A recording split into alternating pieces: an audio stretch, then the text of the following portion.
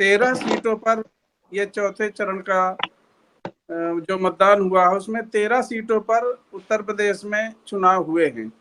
ये 13 सीट कानपुर, अकबरपुर, उन्नाव, मिश्रिख, हरदोई, सीतापुर, शाहजहांपुर, इटावा, कन्नौज, लखीमपुर खीरी, धौरहरा, फरुखाबाद और बहराइच।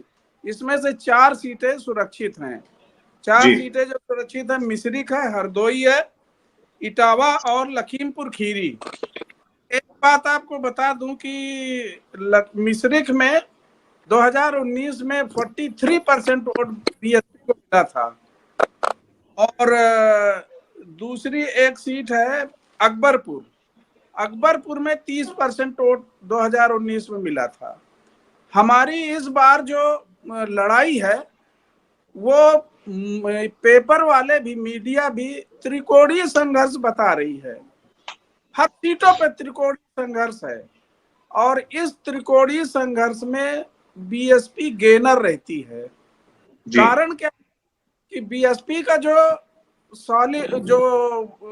वोट है, जो डिसाइडिंग वोट है, वो चाहे दलित वोट है या मुस्लिम या जिसको बहन जी ने टिकट दिया है, वो 3 समीकरण मिल रहे हैं। इस बार चुनाव समीकरण का है, किसी के पक्ष हवा नहीं है। एंटी इनकम्बेंसी फैक्टर बीजेपी के फेवर में जा रहा है। इसलिए बहुजन समाज पार्टी हर जगह नंबर 1 पे है। मैं जहां तक मानता हूं, आज के चुनाव में अकबरपुर, हरदोई, उन्नाव, मिश्रिख, धौरहरा और सीतापुर ये बिल्कुल सीधी फाइट में है।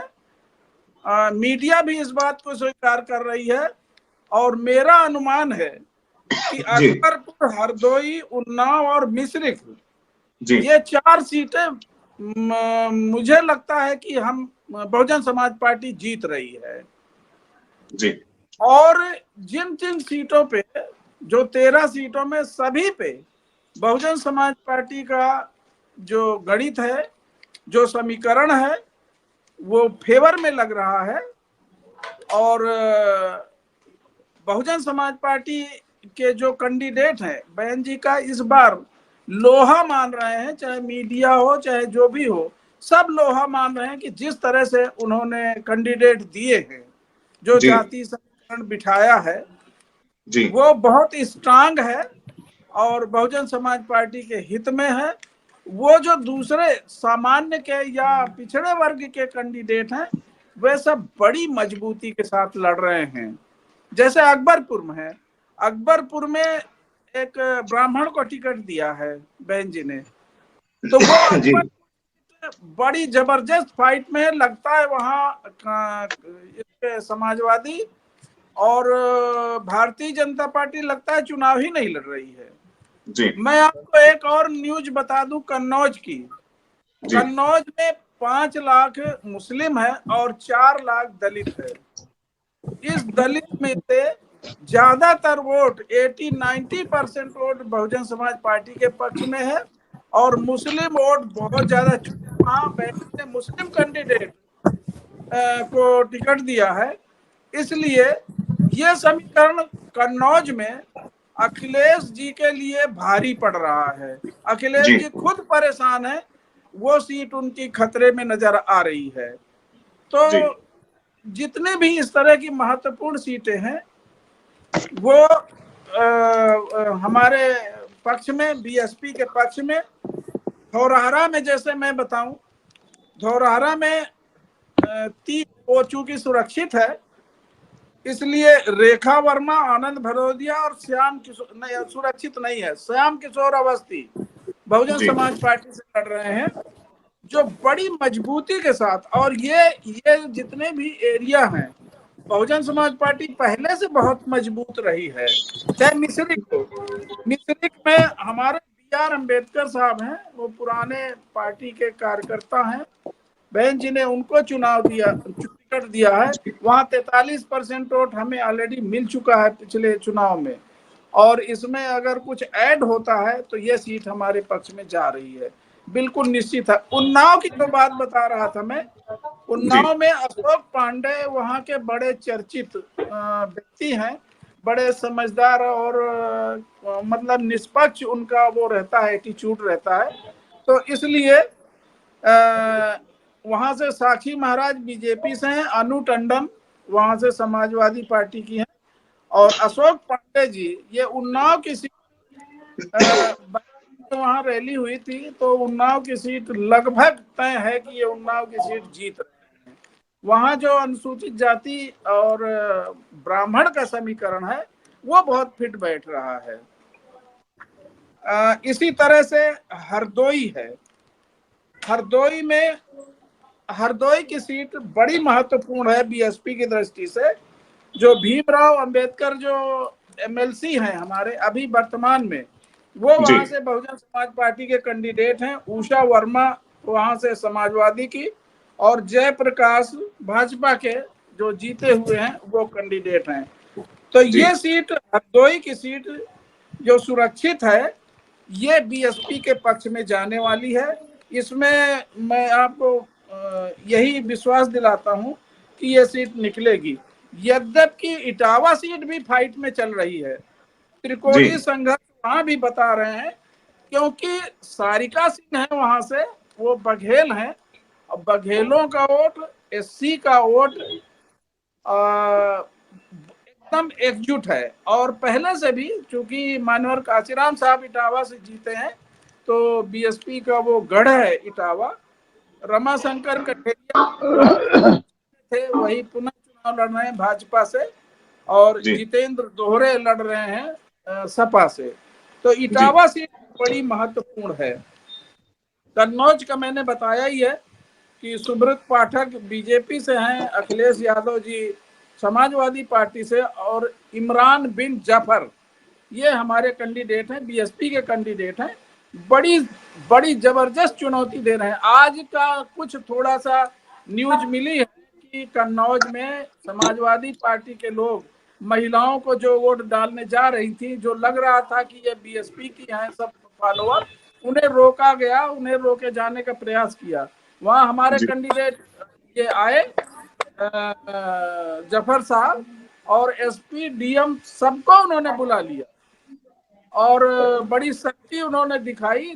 तो ये संदेह उनको था कि समाजवादी पार्टी गुंडागर्दी करेगी वहां पर, लेकिन वो मुसलमान जितने भी हैं लगभग 50% से अधिक हमारे पक्ष में आ चुके हैं, बीएसपी के पक्ष में आ चुके हैं।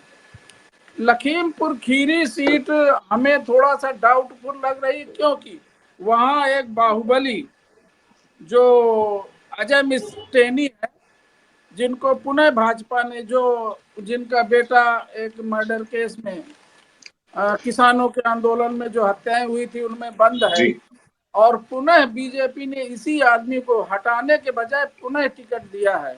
तो इनका बाहुबल वहां चलता है। अब जनता कितना इसको लेती है ये उनके ऊपर डिपेंड है। तो ये एक सीट डाउट लग रही है। सीतापुर का मैंने बता दिया। फरुखाबाद में मुकेश राजपूत बीजेपी से हैं, डॉक्टर नवल किशोर सपा से हैं, और क्रांति पांडे वहां से बसपा के कैंडिडेट हैं। तो जो जातीय समीकरण बहन जी ने दिखाया है कि इन्हें ब्राह्मण का वोट, दलित का और मुस्लिम वोट लगभग मिल जाता है, तो वो सीट निकल जाएगी। इस जी तरह से ये समीकरण। जी कानपुर की सीट थोड़ा सा टिपिकल है। उन्नाव की मैंने बता दिया, मिश्रिक का तो बता वर्मा दिया। साहब, अगर हम लोग टोटल कैलकुलेशन करें, यहाँ पे जितने भी हमारे फॉलोवर्स देख रहे हैं, जहां पर भी देख रहे हैं, वे अपने अपने विचार हमें जरूर साझा कर रहे हैं। कोई 7 सीट बोल रहा है, कोई 8 सीट बोल रहा है। बहन जी की सरकार बनाने लग रहे हैं लोग। तो टोटल जो अभी ये सीटों पे चुनाव हुए हैं, 10 राज्यों के 96 सीटों पर चुनाव हुए हैं, तो 96 सीटों में से लोग तो अपने अपने, हमारे जो बहुजन समाज के लोग हैं, वह कोई 7 सीट बता रहा है, कोई 8 सीट बता रहा है। तो क्या लगता है कि मैंने कितनी सीटों पर ये चौथे चरण की जो वोटिंग है, इसके अंदर कितनी बसपा को मिलने वाली है? 4 सीट आपको बताई है, अकबरपुर, हरदोई, उन्नाव और मिश्रिक। जी ये 4 सीटें मेरे विचार 90% बसपा के फेवर में है। उसके बाद धौरहरा और सीतापुर 2 सीटें और जुड़ रही हैं इसमें, तो 6 जी हो जाती हैं। लेकिन मैं 4 सीट को पक्की बता रहा हूँ, 100% ये 4 सीटें अकबरपुर, हरदोई, उन्नाव और मिश्रिख।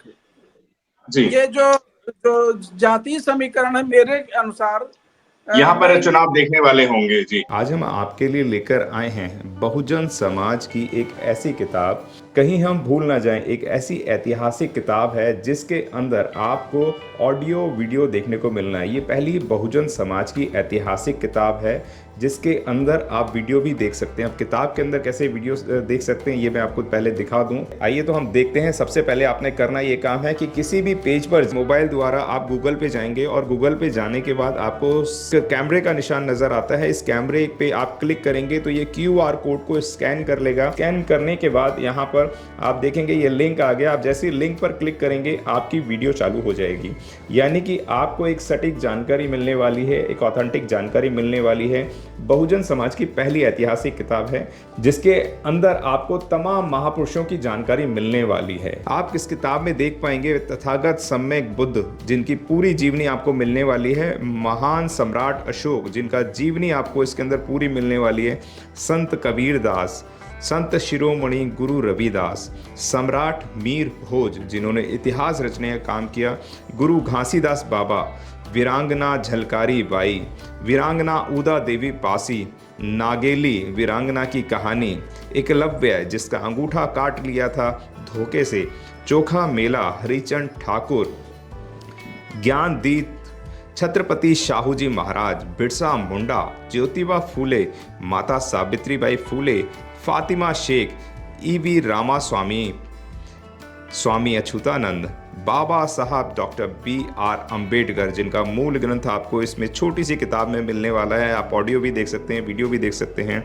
माता रमाबाई, मोतिया रावण कंगाली, सरदार उधम सिंह, ललई सिंह यादव, दशरथ मांझी, शिव दयाल सिंह चौरसिया, कपूरी ठाकुर, भवरी देवी, मान्यवर काशीराम साहब जिन्होंने इतिहास को दोबारा दोहराने का काम किया था, वीरांगना फूलन देवी, बहन कुमारी मायावती, संकल्प भूमि और पूना पैक्ट। बहुजन समाज का एक मूल ग्रंथ यह आपके पास आ गया है और आप इसको बिल्कुल भी देरी ना करें। तो साथियों, अगर आप ये किताब मंगाना चाहते हैं तो डिस्क्रिप्शन बॉक्स में जो आप नंबर देख रहे हैं इस नंबर पर आप हमें अपना ऑर्डर बुक करा सकते हैं। कितनी किताब आपको चाहिए? यदि आप चाहते हैं कि यह किताब पूरे भारतवर्ष में घर घर नजर आए तो आप इस वीडियो को ज़्यादा से ज़्यादा शेयर करें, लाइक करें, शेयर करें, अपने कमेंट हमारे सुझाव बॉक्स में ज़रूर दें और किताब को अपने घर पे मंगाना बिल्कुल भी ना भूलें। अगर आपने अभी तक हमारा चैनल सब्सक्राइब नहीं किया है तो सब्सक्राइब करें और घंटी का बटन बिल्कुल भी दबाना ना भूलें ताकि सभी लेटेस्ट खबरें पहुंच सकें आप पे सबसे पहले।